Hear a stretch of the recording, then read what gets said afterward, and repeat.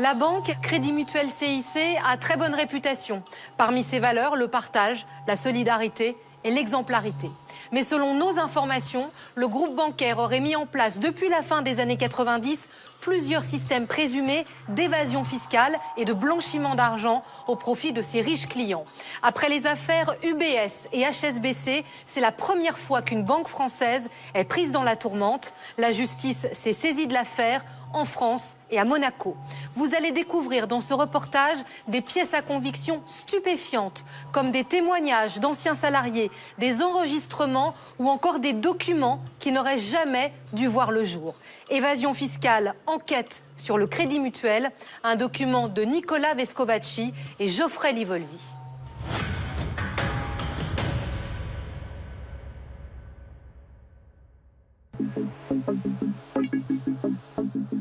Il a fallu un an pour les convaincre de nous parler. Ils sont trois banquiers avec lesquels nous avons rendez-vous à Monaco. Leur spécialité, la gestion de fortune. Ils s'expriment pour la première fois et ce qu'ils vont nous révéler est explosif. Ces trois banquiers dénoncent un système d'évasion fiscale. Vous voulez faire de l'évasion fiscale, ne passez plus la douane. Pourquoi? Nous, on s'occupe de tout. Ils affirment aussi avoir été témoins de blanchiment d'argent lorsqu'ils travaillaient ici, derrière ces murs. Le grand ennemi du banquier privé depuis une dizaine d'années, c'est le cash. Au comptoir, ils auraient vu défiler des mallettes d'argent liquide, des millions d'euros à l'origine inconnue. Je ne veux pas être responsable, ni de près ni de loin, avec ces agissements. Il faut dire honnêtement, j'ai eu peur. Cette banque qu'ils accusent et qui les a licenciés, c'est la banque Pache. Son siège est en Suisse. C'est la filiale à 100% d'un grand groupe bancaire français. Papa, tu peux me dire ce qu'on fait là, franchement? Il se trouve que j'ai des économies et j'aimerais bien les mettre en sécurité. Nous avons étudié des centaines de documents confidentiels de la banque Pache. Nous avons questionné ses dirigeants. Vous en avez. Mais monsieur, Vous en avez. monsieur, je voulais simplement... Excusez-moi, mais c'est ridicule. C'est ridicule. Et interrogé la direction du groupe. Est-ce que vous pouvez simplement me répondre à ces questions, tout simplement? Je n'ai aucune information là-dessus. Aujourd'hui, la justice enquête en France et à Monaco sur du blanchiment d'argent et de l'évasion fiscale. Après le scandale UBS, nos révélations impliquent pour la première fois une grande banque française. Cette banque, vous la connaissez tous. C'est le groupe Crédit Mutuel CIC, la 5e plus grande banque de notre pays.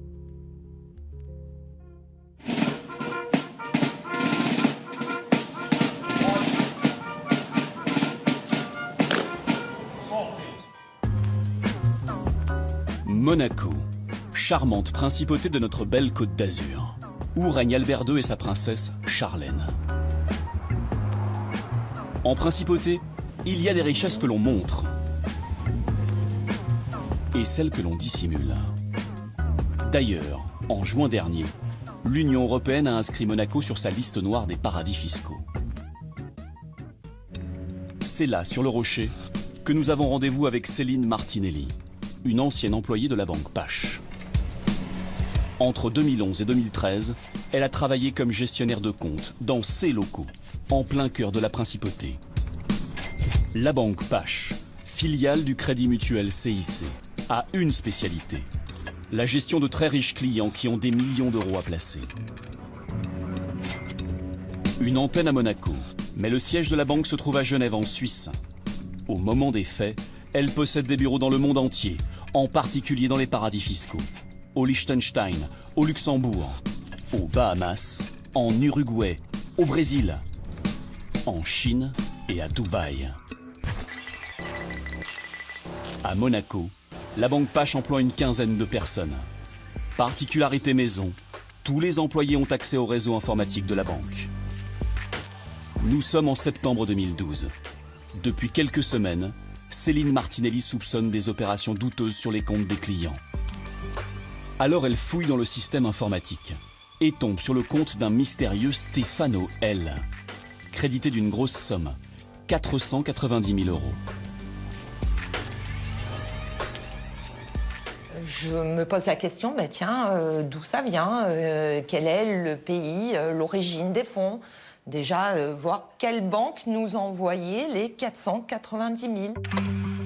Céline découvre que ce n'est pas une banque qui a versé les 490 000 €, mais un client, un versement en liquide, en cash. La preuve, ce bordereau. Les 490 000 € ont bien été déposés en cash, 980 billets de 500 €. Une sacrée liasse. Quand une telle somme est déposée en liquide, que l'origine des fonds est douteuse, les dirigeants d'une banque à Monaco doivent transmettre aux autorités une déclaration de soupçon. C'est la loi monégasque. S'ils ne le font pas, ils commettent un délit pénal, passible de 5 à 10 ans de prison. Selon Céline Martinelli, sa hiérarchie à Monaco n'aurait pas fait de déclaration de soupçon sur ce dépôt en cash. Et sur le relevé de compte du client, le dépôt en espèces est devenu un transfert bancaire. Quand je regarde sur le relevé de compte du client, je vois marqué transfert. Je ne vois pas marqué dépôt d'espèces. Je ne veux pas être responsable ni de près ni de loin avec ces agissements. En indiquant transfert, les responsables de la banque peuvent être accusés de complicité de blanchiment d'argent. Un délit passible de 5 à 10 ans de prison. Quand elle découvre cette opération, Céline Martinelli prévient alors 2 de ses collègues en qui elle a confiance.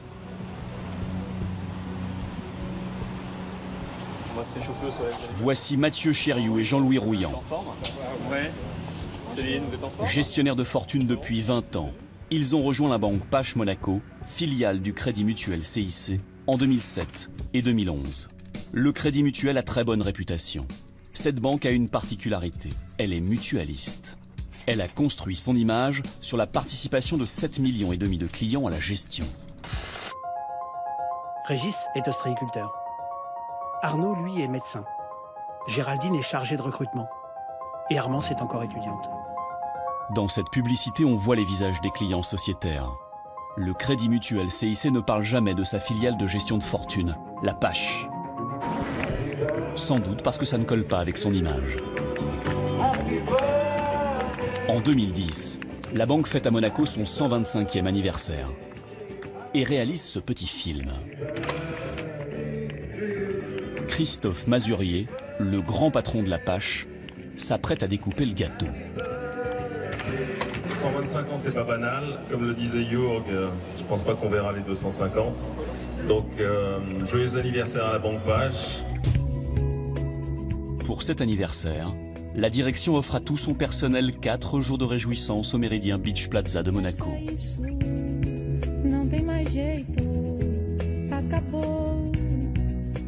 Le temps d'une sortie en yacht, les salariés venus du monde entier goûtent au train de vie de leur riche clientèle.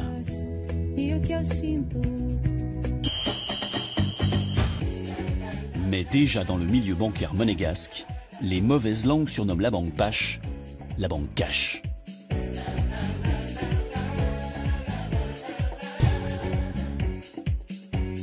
Parmi les cadres qui célèbrent la Pache ce soir-là, il y a Jean-Louis Rouillant. En 2010, il est encore en poste et il aime sa banque. Moi, j'ai jamais vu notre banque qui fait un truc comme ça. Hein. C'était royal, c'était, oui, impérial, les termes exceptionnels. Voilà. Tout va bien, là, moi je suis fier de travailler là. Hein. D'abord rassurés par les valeurs mutualistes de leur maison mère, Mathieu Chériou, Céline Martinelli et Jean-Louis Rouillant vont vite avoir des doutes. Qu'ont-ils découvert? Entre septembre 2012 et mars 2013, les 3 banquiers identifient une dizaine de comptes litigieux et des dépôts en cash qu'ils considèrent douteux. Pour vérifier ces informations, nous contactons une source interne à la Pache. Elle nous remet un gros dossier rouge confidentiel. À l'intérieur, des documents de la Pache Monaco, des relevés de compte de clients, des dépôts en cash, des opérations de transfert. Tiens, moi j'ai à chaque fois le même nom qui apparaît, Nico. Nous tombons sur un certain Lucas S. Sur sa fiche bancaire, il est répertorié comme négociant dans le prêt-à-porter. Selon nos 3 banquiers, il serait en fait un vendeur de vêtements sur les marchés en Italie. Résidence déclarée, Albenga. Sur son relevé de compte de la Pache Monaco, d'importants dépôts en cash nous intriguent. 15 000 euros le 22 janvier 2013, ensuite 2000, ensuite 3 jours après 2000, ensuite 4000, ensuite 2005, ensuite 2100, ensuite 30 000. Il n'arrête pas de déposer du cash, quoi. Des petits dépôts en cash. Des petits dépôts, 67 000 euros quand même. Ouais. Faut en vendre du tricot quand même. Le compte de cet Italien nous apparaît suspect. En 4 mois, de janvier à avril 2013, Luca fait une quinzaine de dépôts en cash à la Pache Monaco. On appelle ça des remises caisses. 30 000 euros, puis 67 000 euros. Des remises caisses pour un montant total de plus de 200 000 euros. Mais alors, qui est ce mystérieux Luca? Nous partons à sa recherche dans la région d'Albenga, à 1 heure de route de Monaco.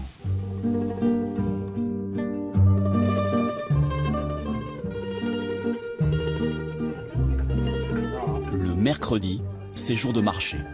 On devrait pouvoir trouver Luca ici. Nous avons son nom de famille et un portrait robot. Il ferait 1m70 environ, des yeux clairs, verts ou bleus, brun, cheveux courts, beau gosse, plutôt enrobé, genre napolitain. Ouais. Le problème, c'est qu'en Italie, des Luca, il y en a partout. Bonjour, vous êtes Lucas Sal... Non. Bon, grazie. On aura passé une demi-journée sur ce marché avant de tomber sur un ami d'enfance. Ah, vous le connaissez? Ouais, mais il travaille pas sur le marché. Où je peux le trouver? Une éternité que je l'ai pas vu. Mais il est bien d'Albenga. Ouais. Vous avez son contact? Non, mais je me rappelle qu'il habitait dans les HLM.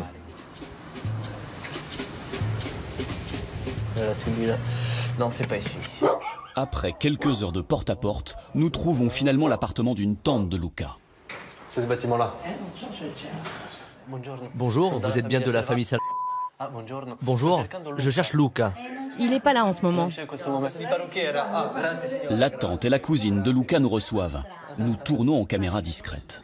Mais il fait quoi, Luca? C'est quoi son travail exactement? Vous savez pas? Je ne sais pas. Je ne sais pas parce que ça fait un moment que je l'ai pas vu. En fait, je n'ai jamais vraiment compris ce qu'il faisait. Il y a des gens comme ça qui sont mystérieux. C'est vrai, hein? Mais alors que fait Luca précisément dans la vie? C'est sa sœur qui va nous le révéler au téléphone. Pronto, Rita? Il est toujours en vadrouille, mon frère. Il vient, il part. Ah, cacchio. Et mais il fait quoi dans la vie? Il a toujours été au chômage, mon frère. Mais avant, il avait bien un travail. Non, il a toujours été au chômage. Ok. Alors récapitulons. Selon nos informations, Luca n'a jamais été vendeur sur les marchés. C'est un chômeur qui a pourtant déposé en 4 mois plus de 200 000 euros en cash sur son compte à la Banque Pache de Monaco. Au cas où, nous avions laissé notre numéro de téléphone à la sœur de Luca. Le lendemain matin, de retour en principauté, le téléphone sonne. Moi, je veux savoir comment ça se passait quand vous aviez un compte à la Pache. Ça se passait bien. Vous portiez donc du cash, beaucoup de cash dans cette banque. Ça venait de mon père. Écoutez, là, je vois un dépôt de 15 000, puis 30 000, même 67 000 euros. Dans cette banque, on vous a jamais demandé d'où venait l'argent? Ils ne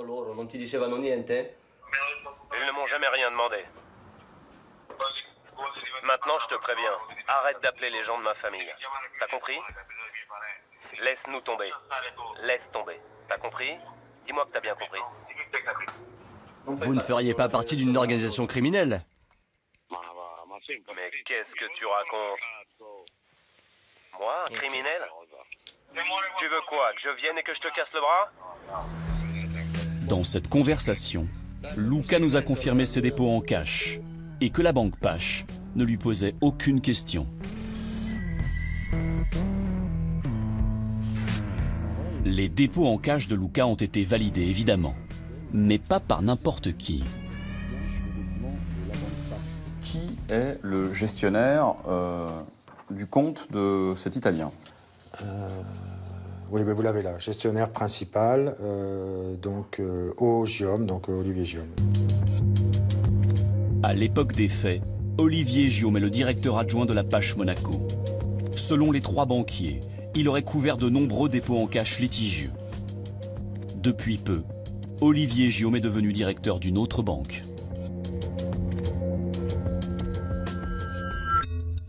Nous décidons d'aller le rencontrer sur place. Préparer un gros sac de faux billets.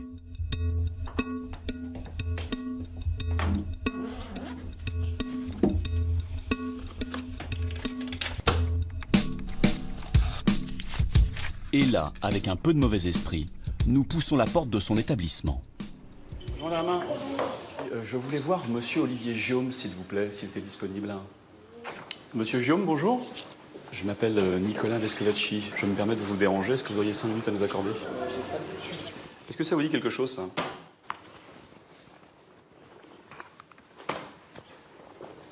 Messieurs. De l'argent en liquide sur un comptoir, le comptoir de la banque Pache. Ça vous rappelle quelque chose? Pas particulièrement. Ça s'est passé pendant des mois au moment où vous étiez directeur à la banque Pache. Messieurs, s'il vous plaît, laissez-moi finir. Je vous laisse finir votre rendez-vous et on en parle discrètement dans votre bureau si vous le souhaitez. Discrètement, excusez-moi. Notre entretien avec Olivier Giome se poursuit en caméra cachée. Je vais vous montrer des choses. Il n'y a pas eu, je vous le dis, il n'y a pas eu d'opération illicite et ce n'est pas que mon avis. Un certain Luca Selva, ça vous dit quelque chose? Monsieur. Regardez les dépôts en cash, monsieur Giome. 10, 15 000 euros. Vous n'avez pas besoin de me montrer. Ah, vous les connaissez donc? Et... Avez-vous demandé l'origine des fonds? Oui, monsieur. Vous avez des traces? Bien sûr. Vous pouvez nous les montrer? Je ne vais pas vous donner des documents qui sont la propriété de la banque. Qu'est-ce qui vous fait dire que nous n'avions absolument aucun élément pour justifier de l'origine ou de la destination des fonds, finalement? Je vais vous donner une réponse claire et nette. Le témoignage de Lucas. C'est ridicule. Excusez-moi, mais c'est ridicule. C'est ridicule. 1 mois après notre rencontre, le 12 mai 2015, la justice monégasque a mis Olivier Giome en examen à Monaco pour non-déclaration de soupçon. L'ancien directeur adjoint de la Pache Monaco encourt une peine de 5 à 10 ans de prison et jusqu'à 90 000 € d'amende.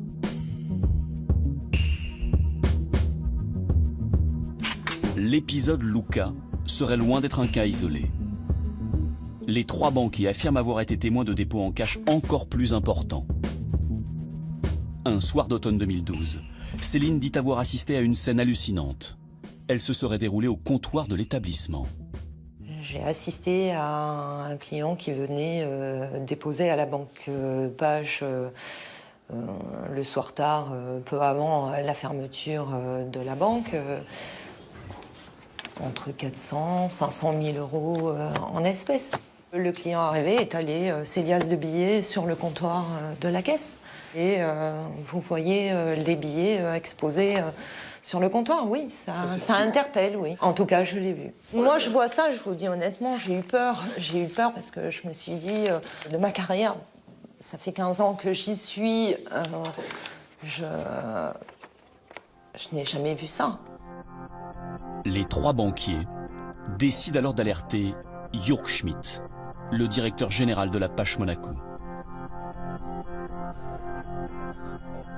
Je lui explique en 2 mots ce qu'on a trouvé, que ça nous paraît incompréhensible qu'on en arrive là. Pour cette conversation, leur avocate leur demande d'enregistrer Jörg Schmidt à son insu avec un téléphone portable.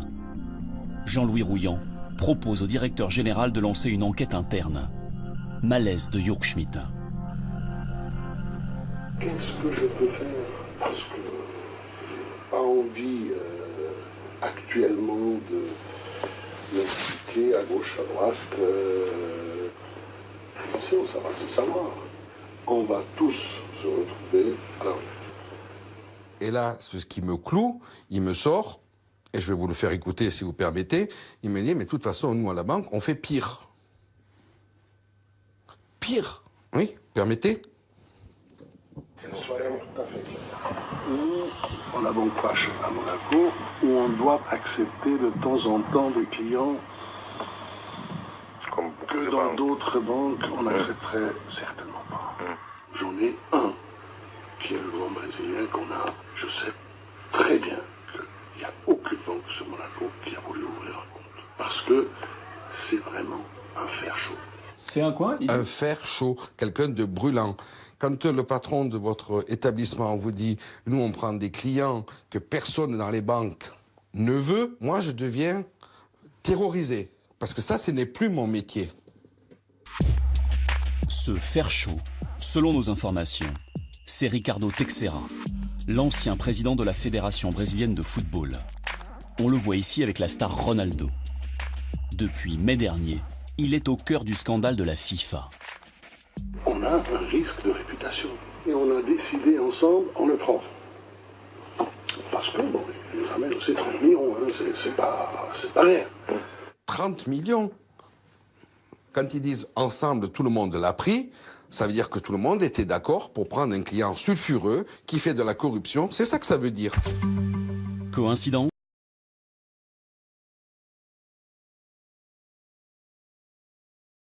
Du monde au Qatar. Une somme qu'il aurait placée dans une banque à Monaco. S'agit-il de la banque Pache? Pour les enquêteurs, c'est une piste. Nous poursuivons notre enquête. Nous cherchons à contacter Jörg Schmidt, le patron de la banque Pache Monaco jusqu'en 2013. Nous lui demandons une interview. Messagerie Monaco Télécom, bonjour. Monsieur Schmidt, bonjour. Nicolas Vescovaci. Aucune réponse. Alors nous partons à sa recherche. Avec un indice, un seul. Jörg Schmidt est l'un des piliers d'une organisation philanthropique monégasque. Le soir même, nous tentons notre chance dans une soirée organisée par son association au profit des œuvres de Sœur Marie. Il est 21h et nous tombons en plein bingo.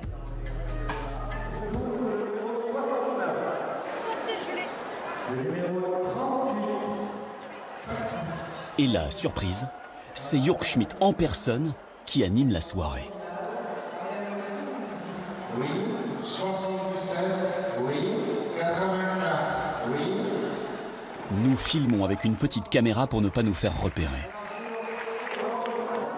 Pardon, est-ce que je peux vous acheter des... Combien? C'est con, moi j'ai 20 €. Allez, je vous en achète 2. Merci beaucoup. Voilà, super. Merci à vous, merci. On a joué toute la soirée, mais on n'a rien gagné. Vers minuit, nous décidons de poser nos questions sur la banque Pache. Mais notre caméra reste à distance. Au cas où ça tourne mal, nous nous équipons aussi d'une caméra cachée. Monsieur Schmidt, bonsoir. Bonsoir. Je voulais vous féliciter pour ce bingo. Merci beaucoup, c'est vraiment une bonne soirée. J'ai joué toute la soirée au bingo. Je voulais aussi vous parler 2 petites secondes, on peut peut-être s'écarter? Non, pas du tout, monsieur. Voilà, je voulais... Alors vous allez. Vous en allez. Écoutez, monsieur, vous en allez. Monsieur, je voulais simplement... Et je vais appeler la police tout de suite. Non mais je fais rien, monsieur. Je veux simplement vous poser des questions sur des comptes. Non mais monsieur, mais pourquoi vous... Mais un journaliste. Mais monsieur, je demande un rendez-vous à monsieur Schmidt. Regardez comme il est nerveux. Vous êtes violent là. Est-ce que vous pouvez m'autoriser à vous poser 2-3 questions? S'il vous plaît, je voudrais savoir pourquoi vous avez autorisé des dépôts en cash énormes dans votre banque. Pourquoi vous avez couvert des opérations qui sont litigieuses?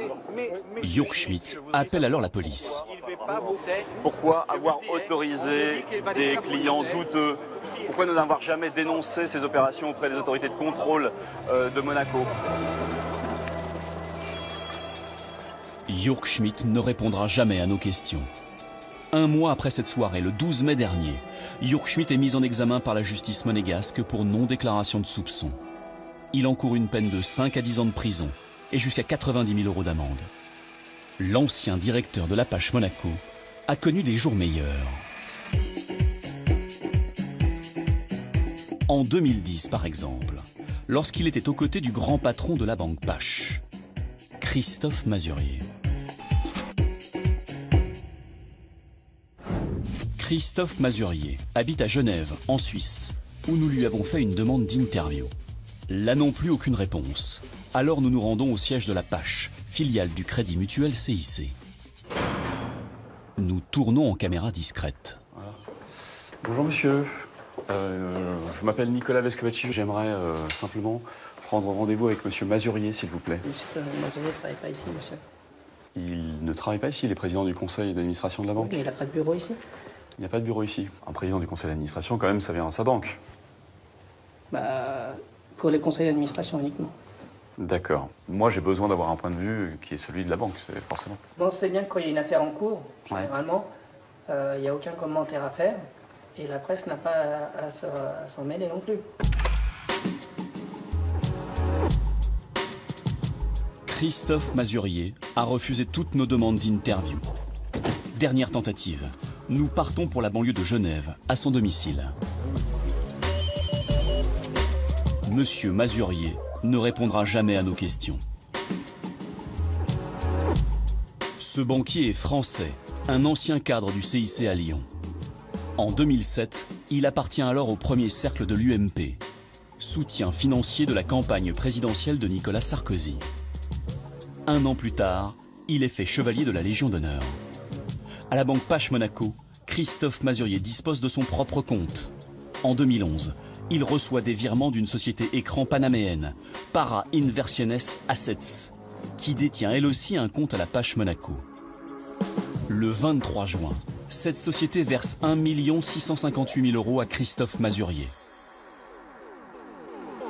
Le 24 octobre, 2 439 000 francs suisses. En 7 mois, Christophe Mazurier perçoit en tout 4 158 000 €. Qui se cache derrière cette société écran? D'où vient l'argent? Une seule certitude, le gestionnaire des comptes, c'est Jörg Schmidt, le directeur général de la Pache Monaco.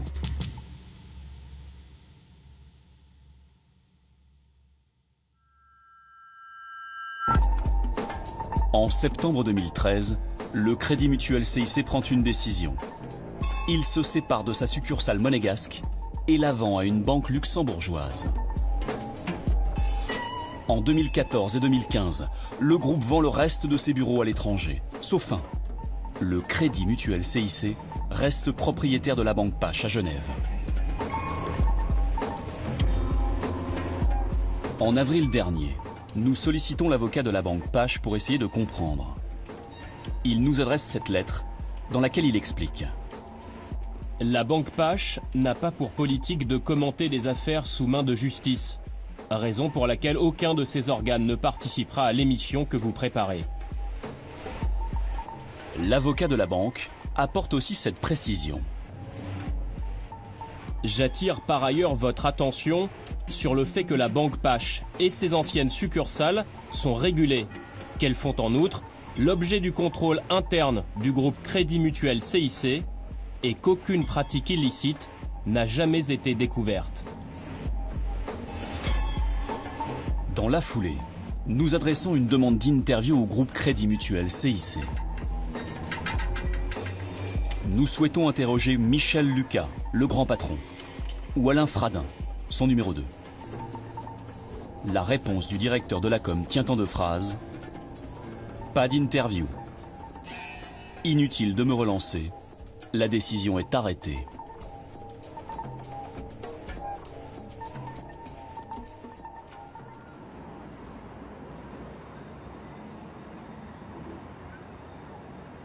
À Monaco, les 3 banquiers vont nous révéler d'autres pratiques présumées illégales. Cette fois, il s'agirait d'un possible système d'évasion fiscale entre le Crédit Mutuel CIC en France et la banque Pache, sa filiale suisse. La justice française a lancé une enquête. Cette affaire pourrait ressembler au scandale UBS, une des plus grandes banques suisses. UBS, championne de l'évasion fiscale.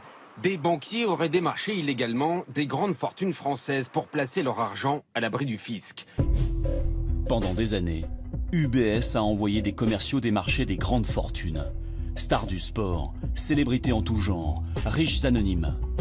Un système de fraude présumé, parfaitement rodé.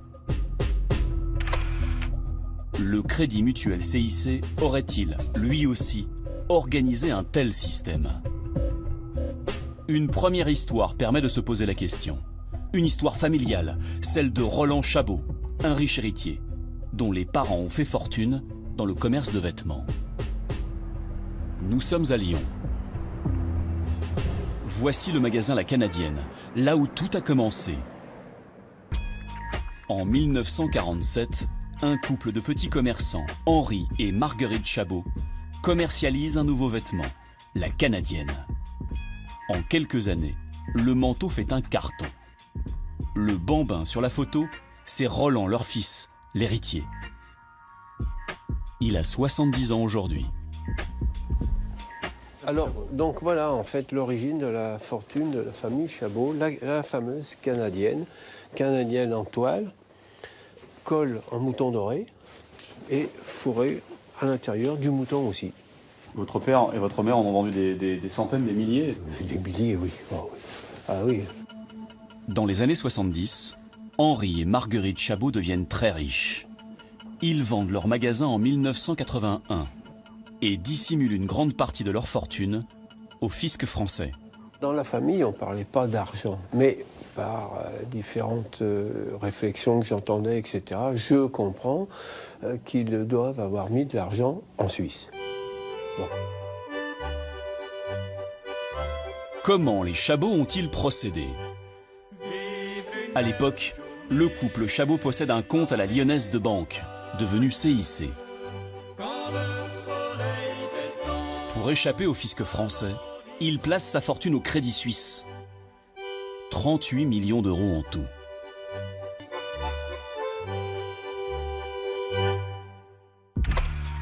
En 1999, la veuve Chabot transfère sa fortune du Crédit Suisse à la banque Pache, filiale du Crédit Mutuel CIC. La totalité des 38 millions d'euros. Le CIC vient de faire une très belle prise, la fortune des Chabot. 38 millions d'euros, mais toujours pas déclarés en France.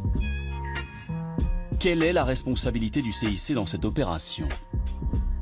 Si la banque a demandé à Madame Chabot de placer sa fortune dans sa filiale suisse, la banque Pache, alors le CIC peut être accusé de complicité de fraude fiscale, un délit pénal. Une lettre conservée par l'avocat du fils Chabot vient appuyer cette thèse. Comment Madame Chabot a-t-elle eu l'idée de mettre son argent dans cette banque, filiale du CIC, la Pache, la banque Pache? Elle n'a pas pu avoir l'idée de mettre son argent à la banque Pache parce qu'elle ignorait totalement l'existence de cette banque. C'est nécessairement un coup de pouce du CIC et de sa filiale, notamment Lyonnaise de Banque, qui était la banque principale du magasin La Canadienne, qui était la banque personnelle du couple Chabot, et qui était, du coup, à cette époque-là, la société mère à 100%, elle l'est toujours, de la banque Pache. Donc la volonté de capter vraiment une partie de la fortune, de la totalité des avoirs de Madame Chabot. Moi, j'ai un témoignage écrit de son avocat de l'époque. Donc moi, c'est la seule preuve écrite que j'ai. Ce témoignage écrit, le voici. Il évoque des déclarations de Madame Chabot elle-même, citées par son ancien gestionnaire de fortune. Elle m'a demandé de donner l'ordre de transfert de ses avoirs à la banque Pache. Elle m'a juste dit que c'était sa banque en France qui l'avait mise en relation avec sa filiale genevoise. Pour le vérifier, nous allons tenter de retrouver un homme clé dans cette affaire. Il s'appelle Robert Rieder. Il était l'ancien chargé de clientèle de Madame Chabot à la banque Pache à Genève. On le voit ici en l'an 2000, aux côtés de sa riche cliente, aujourd'hui décédée. Monsieur Rieder, c'est donc le banquier. C'est le banquier qui s'occupait du compte de ma mère. C'est lui qui l'a prise en main dès le début. Quand il y a eu le transfert d'une autre banque suisse à la banque Pache, elle n'a eu qu'à faire qu'à Monsieur Rieder. Si le CIC a envoyé Madame Chabot à la banque Pache, Robert Rieder doit le savoir. L'ancien chargé de clientèle habite aujourd'hui en France, à 2 pas de la frontière suisse. Après quelques coups de fil restés sans réponse, nous décidons d'aller le rencontrer chez lui. C'est juste là, dans l'allée à droite là, au panneau 50. Hein. Tournage avec une caméra discrète. Ouais, c'est lui. Il est là. Il est là, il est là, il est là. Bonjour. Vous êtes Monsieur Rieder? Désolé de vous déranger, Monsieur Rieder. Je m'appelle Nicolas. Vescovaci, je suis journaliste, j'ai essayé de vous joindre par téléphone, j'ai pas réussi à vous trouver, enchanté. Enchanté. Écoutez, je suis en train de mener une enquête sur la banque Pache. Avec plus pour eux. Bah justement. C'est terminé pour moi. J'ai pas envie d'en parler. Regardez, j'ai retrouvé cette photo, et il me semble que c'est vous, non? Avec Madame Chabot. Oui. C'est vous qui étiez son banquier? Ah non, c'était la banque Pache qui était son banquier. À l'époque? Ce qu'on appelle le relationship manager. Est-ce que vous pourriez me dire dans quelles conditions vous avez démarché Madame Chabot? Moi, je l'ai jamais démarché, elle est arrivée à la banque. Voilà. Vous vous souvenez comment elle est arrivée à la banque? Je veux dire exactement, non. Il me semble que c'est le CIC qui l'avait recommandé à la banque Pache. C'est possible, moi, on m'a demandé de m'en occuper. Vous voulez pas m'accorder 10 minutes pour qu'on en parle sérieusement? Non, parce que j'ai plus envie de parler de tout ça, ça m'intéresse. Regardez, je vais vous montrer. Écoutez, monsieur Rieder, j'ai ici un document d'un ancien avocat de Madame Chabot, et il dit que Madame Chabot lui a affirmé que c'est bien le CIC, sa banque française, qui lui a conseillé de transférer ses fonds à la banque Pache, sa filiale en Suisse. Qu'ils le disent, ça doit être vrai. Robert Rieder ne dément pas nos informations.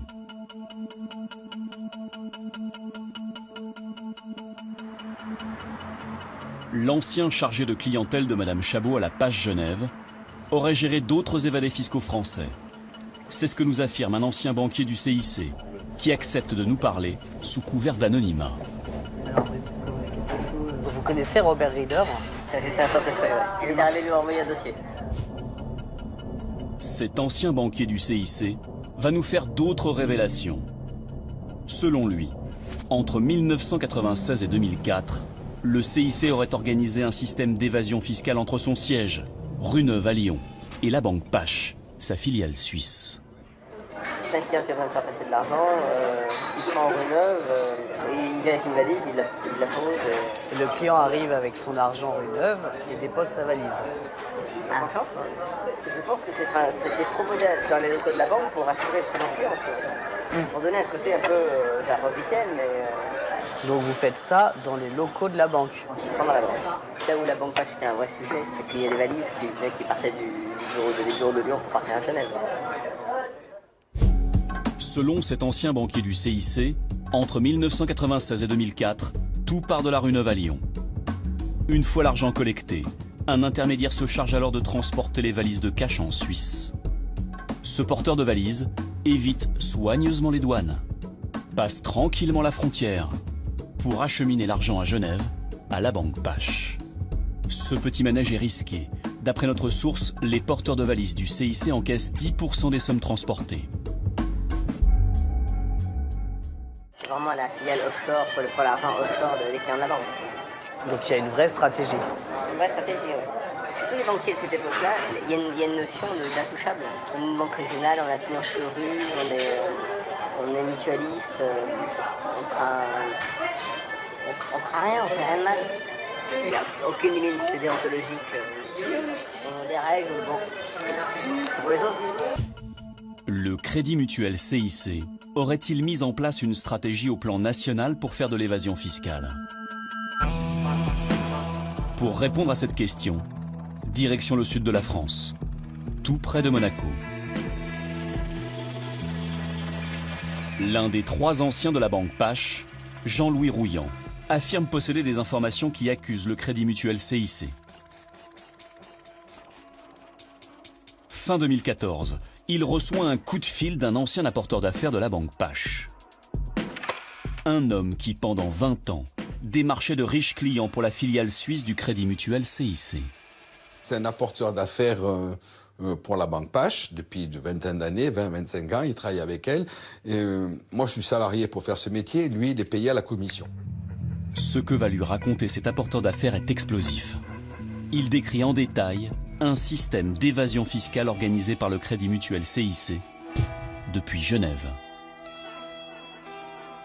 Des commerciaux de la banque Pache à Genève prennent le train, se rendent à Paris, rencontrent des clients n'importe quel endroit, un hôtel, chez eux, et récolteraient des espèces pour les faire passer à Genève. Selon l'apporteur d'affaires, voilà comment le système aurait fonctionné. Les clients français auraient été démarchés à Paris, mais aussi dans tout le pays. Les candidats à l'évasion fiscale auraient confié leur cash à des commerciaux de la banque Pache. Ensuite, tout aurait convergé vers Paris. Selon l'apporteur d'affaires, les commerciaux auraient livré les mallettes dans un appartement à 2 pas de la gare de Lyon, situé ici, rue Traversière.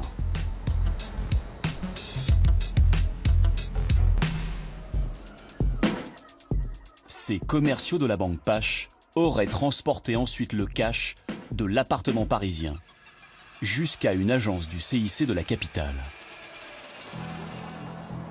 À cette adresse, avenue des Champs-Élysées, un immeuble discret, seule cette plaque rappelle le CIC banque privée. Toujours selon l'apporteur d'affaires, la suite serait un jeu d'écriture. Imaginez 1 million d'euros en cash récolté à Paris. C'est un peu technique, mais l'argent illégal serait noyé dans les flux bancaires. Il serait ensuite crédité à la Pache sous un faux prétexte. L'argent serait enfin transféré sur les comptes suisses des clients français. Exil fiscal accompli. Pour résumer, monsieur voulait faire de l'évasion fiscale, ne passez plus la douane. Pourquoi? Nous, on s'occupe de tout. Pour avoir une preuve de ce qu'il avance, l'ancien banquier de la Pache Monaco rappelle son interlocuteur et l'enregistre. Apparemment, l'apporteur d'affaires est en mauvais terme avec les dirigeants de la banque Pache.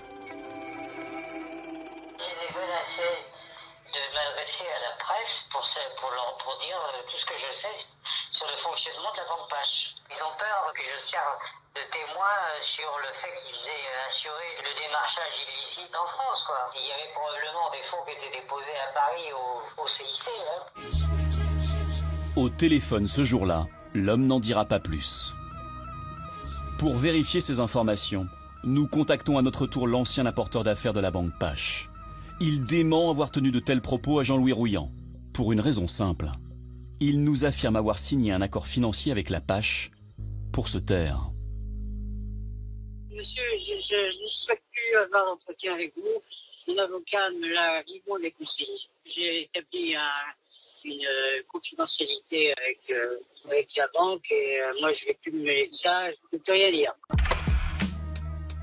En décembre 2014, Jean-Louis Rouillant appelle la police et lui confie son enregistrement. En février 2015, le parquet national financier juge les faits suffisamment sérieux pour ouvrir une information judiciaire contre X pour démarchage illicite de clients français et blanchiment de fraude fiscale aggravée. Un mois plus tard, la police perquisitionne l'appartement de la rue Traversière, là où les commerciaux de la Pache auraient stocké l'argent liquide. Selon nos informations, les enquêteurs ont identifié à ce jour une douzaine d'évadés fiscaux français présumés, pour une fraude estimée à 15 millions d'euros. Dans ses confidences enregistrées, l'ancien apporteur d'affaires de la Pache évoque le nom du propriétaire de l'appartement de la rue Traversière, un certain Alain Périlla. Moi j'avais des rapports étroits avec Périlla qui faisait des allers-retours à Paris fréquents pour faire des affaires. C'est lui qui me racontait comment il pratiquait. Alors, donc, voilà. Dans l'enregistrement, Alain Périlla est clairement désigné comme l'un des acteurs du système présumé de fraude fiscale au plan national. Son rôle, rapporter de riches clients. Il possède une société en Suisse qui apparaît en 2012 dans l'organigramme de la banque Pache. Cette société s'appelle Alternative Gestion. Jusqu'en 2013, l'actionnaire principal d'Alternative Gestion n'est autre que le CIC, à hauteur de 45%.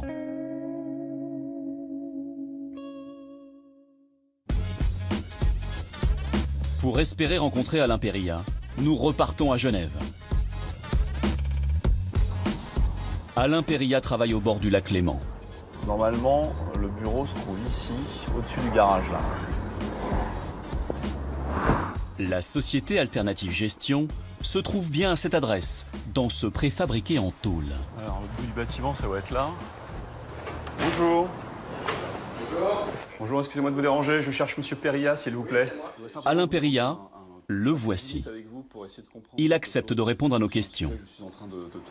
Nous lui faisons d'abord écouter un extrait de l'enregistrement qui l'accuse. Moi j'avais des rapports étroits avec Périlla C'est lui qui me racontait comment il pratiquait. Alors, voilà.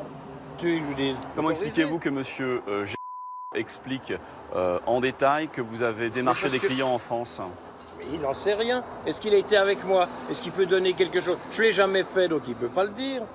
Je ne l'ai jamais fait. Si je l'avais fait, je ne me suis jamais fait prendre, donc on ne peut pas dire oui, il l'a fait.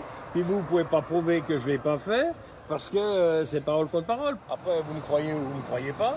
Je vous donne l'exemple, parce qu'on peut faire le distinguo du client qui vient me trouver ici. S'il vient me dire bonjour ici, puis me confie de l'argent, c'est pas moi qui l'ai démarché. Oui, il est arrivé que j'ai eu des clients. Français? Oui, j'ai des clients français qui sont venus me trouver. Mais c'est pas illégal au niveau suisse. Mais donc, des clients qui sont en France, qui sont venus vous voir, vous avez peut-être fait des allers-retours entre la Suisse et la France pour aller les voir. Vous l'avez peut-être fait ou vous l'avez pas fait. Est-ce que vous l'avez fait? Non, mais c'est de nouveau l'histoire de parole contre parole. C'est stupide votre question. Bon. Merci monsieur Perriat.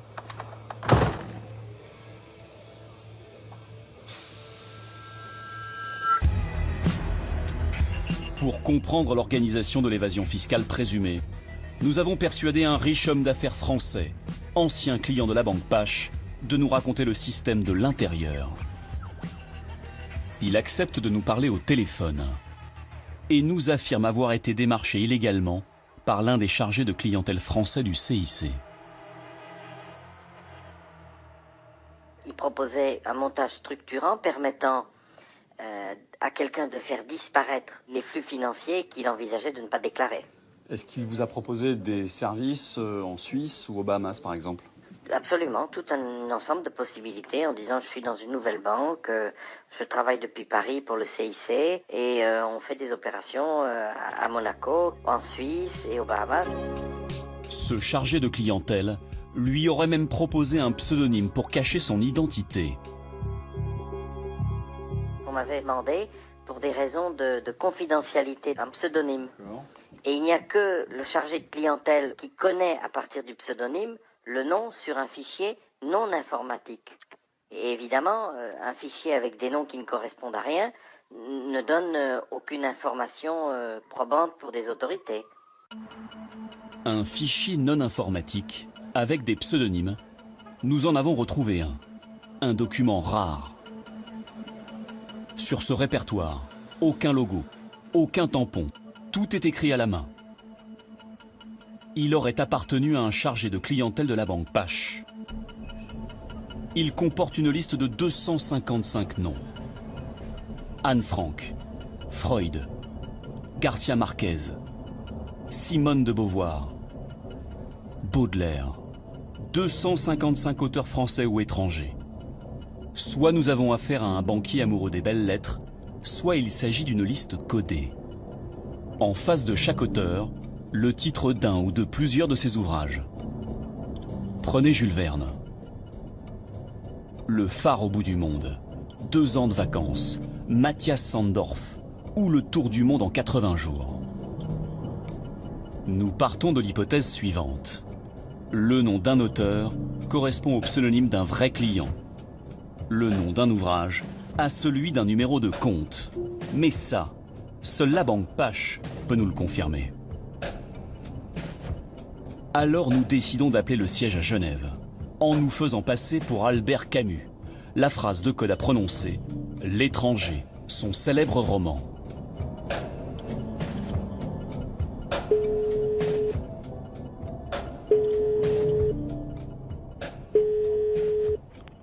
Banque Pache, bonjour. Allô, Albert Camus, l'étranger à l'appareil. Et à qui l'étranger désire-t-il parler? À son gestionnaire de compte. Alors un instant, ne quittez pas. Si le banquier répond à Albert Camus, c'est donc que notre répertoire dissimule de véritables clients.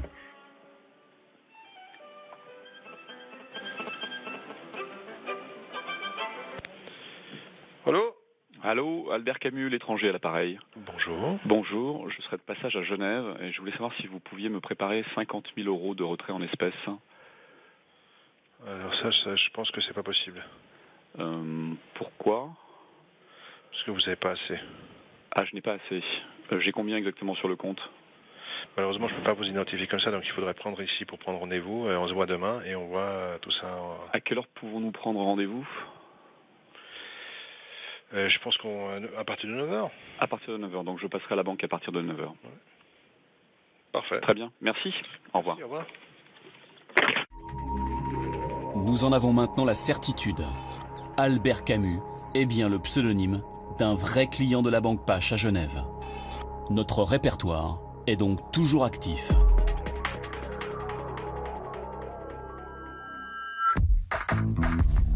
Une affaire en France, une affaire à Monaco. Révélée par les 3 anciens banquiers de la Pache, licenciés à l'été 2013 pour raisons économiques. En mars dernier, alors que la justice progresse dans son enquête, le patron du groupe Crédit Mutuel CIC s'exprime publiquement pour la première fois. Radio Classique, l'invité de l'économie. 7h20 sur Radio Classique, c'est le patron du groupe CIC Crédit Mutuel qui est donc l'invité de Radio Classique ce matin. Bonjour Michel Lucas. Bonjour. Michel Lucas met directement en cause les motivations de ses anciens salariés. Les lanceurs d'alerte, comme on les appelle aujourd'hui? Non, c'était pas des lanceurs d'alerte, c'était des gens qui voulaient raqueter un peu plus en tant qu'indemnité la banque. C'est pas des lanceurs d'alerte, contrairement à ce que vous dites. Bon, puis ça a mal tourné pour eux.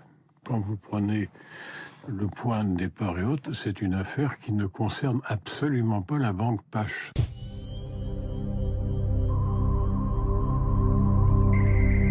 Pourtant, au même moment, l'avocat de la filiale suisse du Crédit Mutuel CIC propose un arrangement financier aux 3 banquiers licenciés.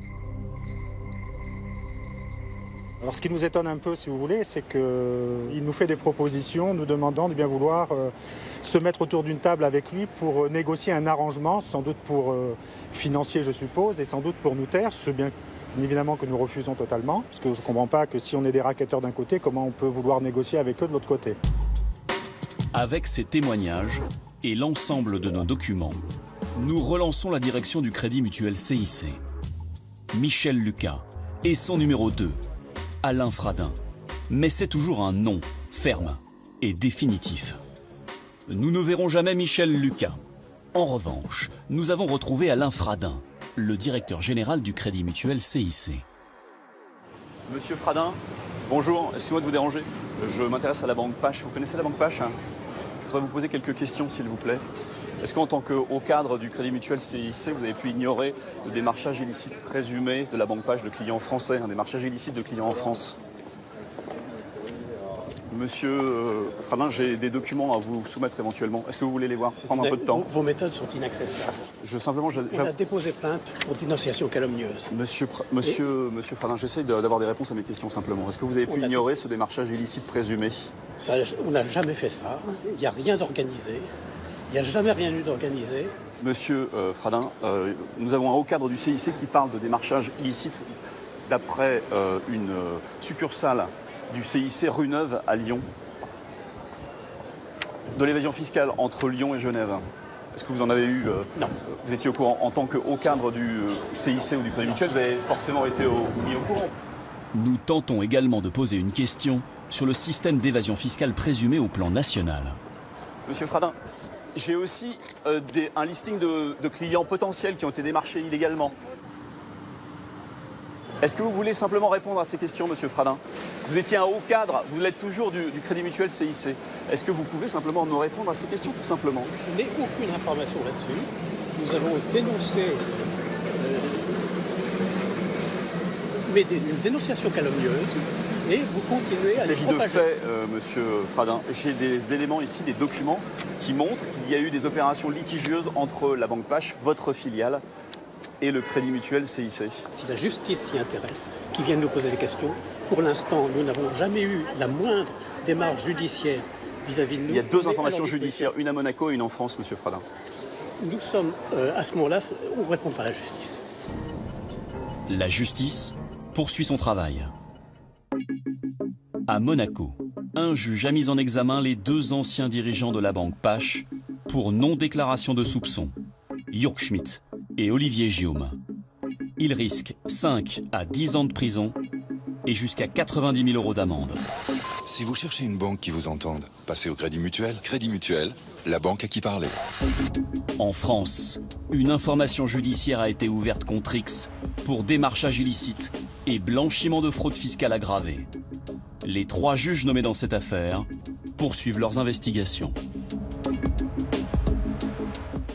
Et avec nous sur ce plateau, Céline Martinelli, vous avez travaillé à la Banque Pache Monaco jusqu'à 2013. Vous êtes l'une des 3 salariés avec Jean-Louis Rouillant et Mathieu Chériou qui ont alerté la direction du Crédit Mutuel puis la justice. Et vous avez été licencié de la banque, c'était en juin 2013. Merci beaucoup d'avoir accepté notre invitation. Face à vous, Nicolas Vescovacci, bonsoir. Bonsoir. Vous avez co-réalisé cette enquête avec Geoffrey Livolzi qui depuis 1 an travaille sur ce dossier pour Mediapart. Céline Martinelli, je me tourne d'abord vers vous, avec Mathieu Chériou, donc avec Jean-Louis Rouillant. Vous avez déclenché cette affaire il y a 2 ans. Comment vivez-vous tout cela? Alors, très difficilement. Il faut dire que nous avons été licenciés après avoir vu des opérations qui nous semblaient être extrêmement douteuses. Donc on en a averti toute la hiérarchie à Monaco, on a averti également le Crédit Mutuel et nous avions demandé une inspection et il s'avère qu'ensuite, malheureusement, on nous a directement licenciés pour un motif de licenciement économique, alors qu'essentiellement c'était lié, enfin pas essentiellement, mais le motif lui-même était lié directement à la demande d'inspection.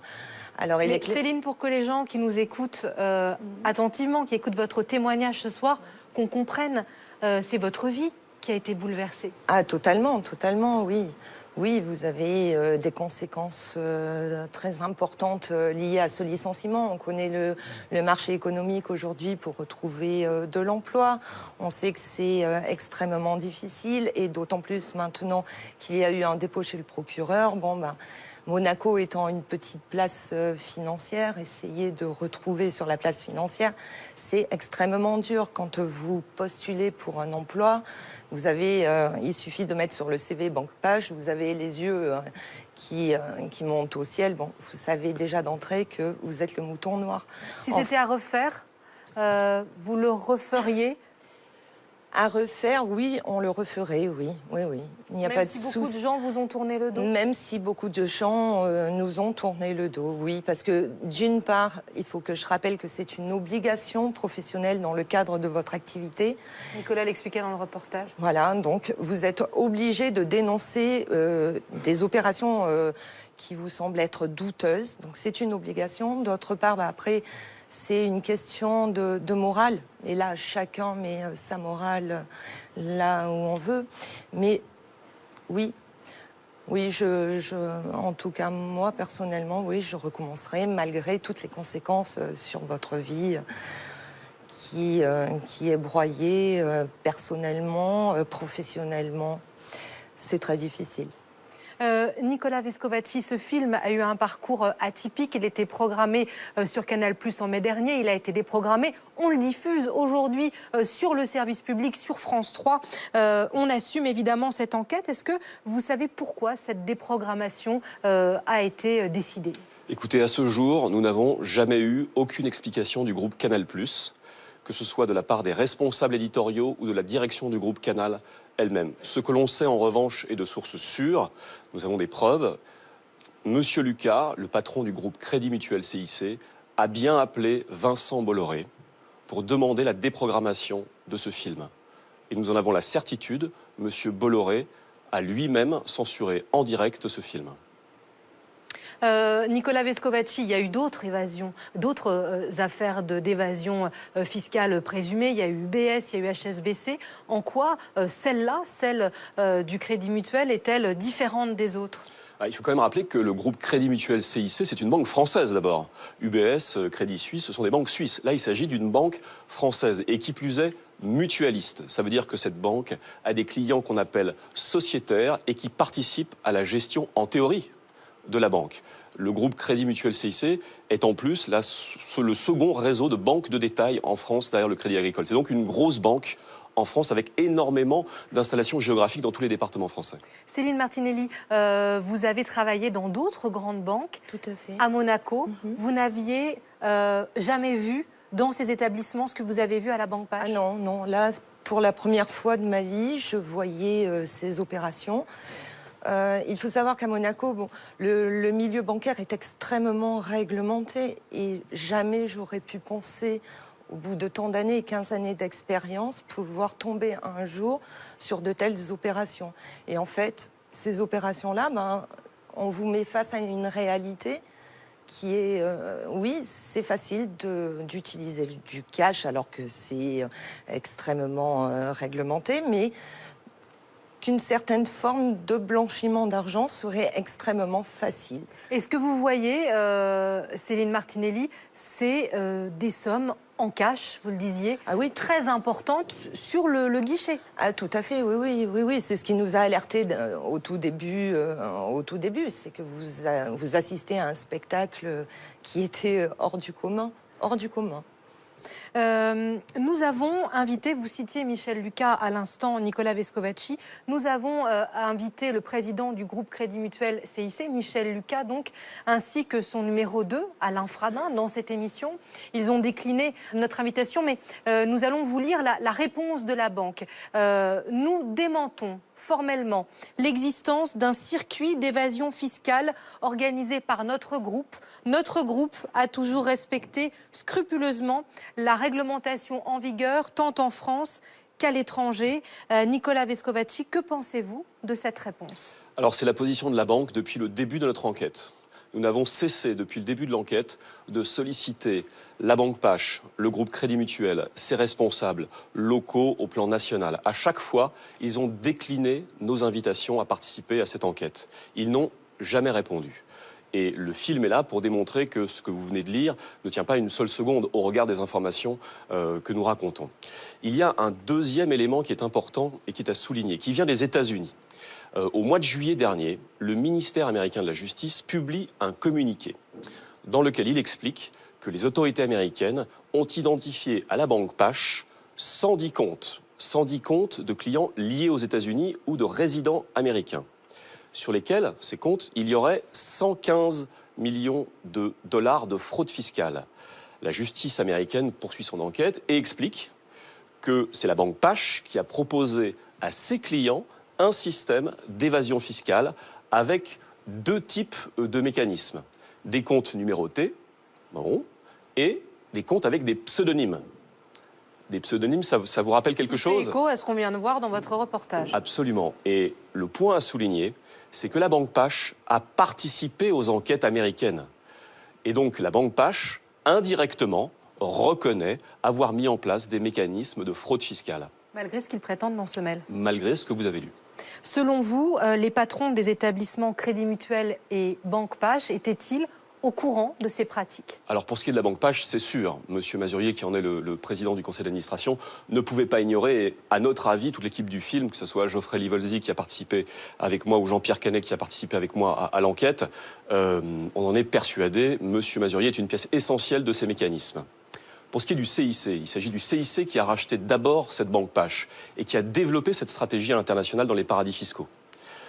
Donc évidemment, le CIC et ses responsables multiples sont au courant de ces mécanismes. Maintenant, si l'on parle de Michel Lucas, le patron du groupe Crédit Mutuel CIC, alors il y a deux hypothèses. Qu'on a entendu dans le documentaire traiter Céline et ses collègues de racketteurs. Absolument. Et donc il y a deux hypothèses. Soit Michel Lucas n'est pas au courant et donc il y a un grave manquement au suivi des dossiers, soit il est au courant et donc dans ses communications institutionnelles, ils ne disent pas la vérité.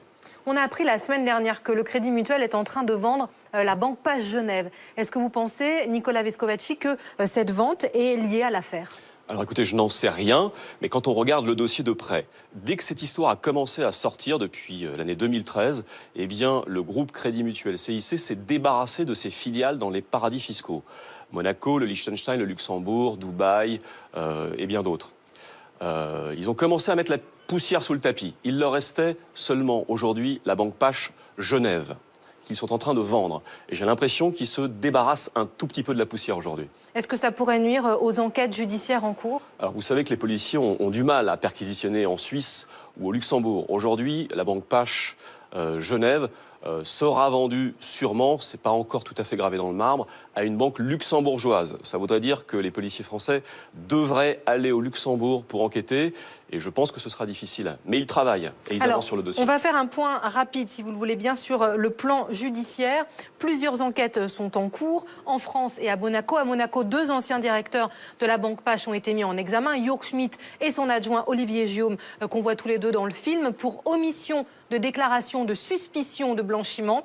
Et puis en France, une information judiciaire est ouverte contre X. Le dossier concerne la Banque Pache, filiale du groupe Crédit Mutuel, CIC, pour démarchage illicite de clients français et blanchiment de fraude fiscale en bande organisée. Céline Martinelli, je me retourne vers vous. Où en êtes-vous avec le Crédit Mutuel? Bien écoutez, avec le Crédit Mutuel... On voit dans le film, enfin vous le dites à Nicolas, on vous a proposé une solution à un moment donné, ils vous auraient proposé de l'argent. Des solutions, non, puisqu'ils nous ont remerciés. Donc, des solutions, vous n'attendez plus aucune solution. Ensuite, de l'argent, oui, ils nous ont approchés à 2 reprises. Le courant de cette année, à 2 reprises. La première, ça a été une solution qui a été chiffrée. Donc, 10 000 € pour 2 d'entre nous, 50 000 € pour le 3e lanceur d'alerte. Et ensuite, un mois après, on nous a rapprochés, juste le jour où M. Lucas nous traitait de racketteurs le matin. L'après-midi même, on venait d'être contacté directement par les avocats de la Banque Pache Suisse, pour demander un rendez-vous en vue d'une transaction. Le matin, vous vous faites traiter de racketteurs, l'après-midi, on vous propose une transaction. Non, donc il est hors de question, on ne discute plus. Quand vous avez entendu ce terme de racketteur prononcé par Michel Lucas, qu'on entend dans l'enquête de Nicolas et Geoffrey Livolsi, vous avez ressenti quoi? Après ce que vous nous avez expliqué avoir traversé tout à l'heure. Je trouve ça extrêmement gonflé. Après, ça met tellement loin, parce que pour traiter quelqu'un de racketteur, il faudrait quand même... oui, qu'on ait demandé quelque chose, qu'on ait demandé de l'argent à Monsieur Lucas. Donc, écoutez, tout simplement, on l'attaque en diffamation et on verra au mois de janvier ce qu'il en sera au niveau de la justice. Enfin, pour être clair, on ne pouvait pas, laisser passer ça. Pour être clair, tout simplement, Michel Lucas, la Banque Pache, leurs avocats ont essayé d'acheter Céline Martinelli, Jean-Louis Rouillant et Mathieu Chériou. Je reviens là-dessus. Je ne sais pas s'ils ont vraiment essayé de nous racheter, parce qu'aujourd'hui, ce qui nous concerne, nous, directement, c'est uniquement le tribunal du travail, qui correspond au prud'homme de Monaco. Après, sur les affaires pénales, elles sont en cours. Voilà, c'est entre les mains de la justice. Donc oui, on pense que derrière cette proposition... Effectivement, c'était racheter le silence. Votre silence. Nicolas Vescovaci, est-ce qu'on connaît les fraudeurs, les bénéficiaires de cette fraude fiscale présumée? Maintenant, vous les connaissez. Ils s'appellent Balzac, Victor Hugo, Albert Camus, Jules Verne et que sais-je encore.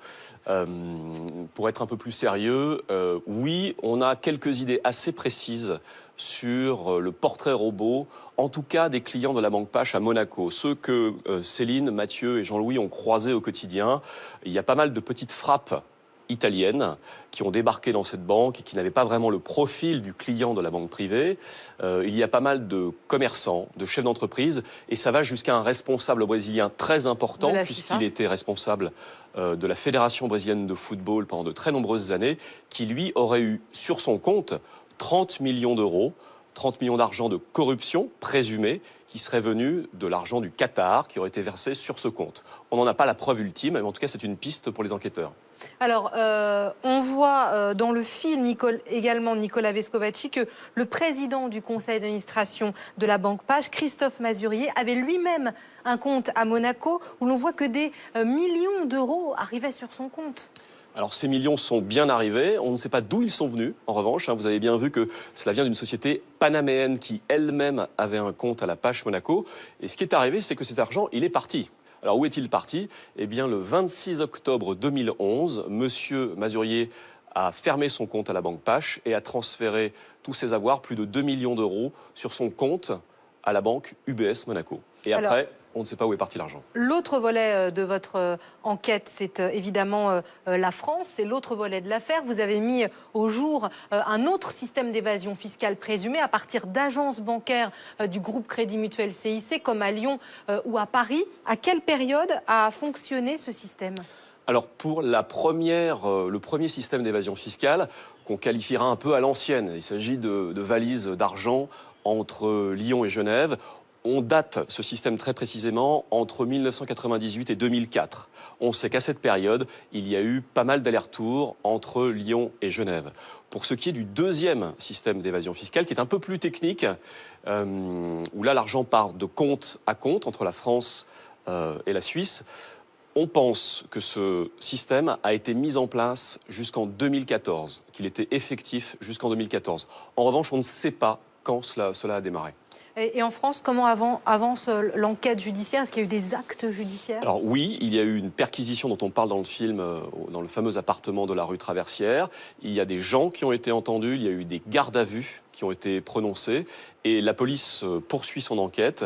À ce jour, par rapport aux informations qui sont dans le film, la police a mis la main sur une trentaine de clients. Dans le film, on parle de 12 clients. Aujourd'hui, on en est à peu près une trentaine de clients pour un montant plus important, mais que l'on ne connaît pas. Céline Martinelli, qu'est-ce que vous attendez aujourd'hui ? Une réhabilitation ? Une réhabilitation, oui, totalement. Aujourd'hui, c'est ce qui nous manque pour avoir... je rappelle juste que nous avons été licenciés pour avoir réclamé une inspection sur les anomalies que l'on voyait, qui étaient quasiment quotidiennes. Donc aujourd'hui, bah oui, une réhabilitation, oui, on a tout à fait besoin. Je rappelle qu'on a quand même, 4 procédures. Il y a 2 que l'on mène tout seul. Il y a 2 procédures pénales qui sont une en France, une à Monaco. Donc une procédure prud'homale au tribunal de travail de Monaco. Et enfin, une procédure qui est menée à l'encontre de M. Lucas pour diffamation. C'est très lourd. Quand vous devez vous reconstruire, c'est extrêmement lourd. Donc au quotidien, pour le travail, personnellement, professionnellement, tout est impacté. Aujourd'hui, vous pouvez recommencer votre vie, à zéro. À zéro et en dehors de Monaco. Voilà.